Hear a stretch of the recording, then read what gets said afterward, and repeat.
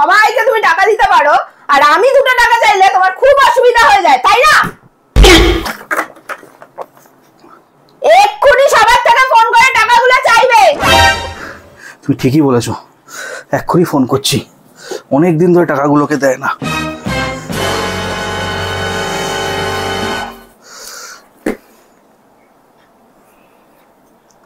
এই শালা, তুই টাকা কবে দিবি আমার? কতদিন হয়ে গেছে টাকা দিচ্ছিস না?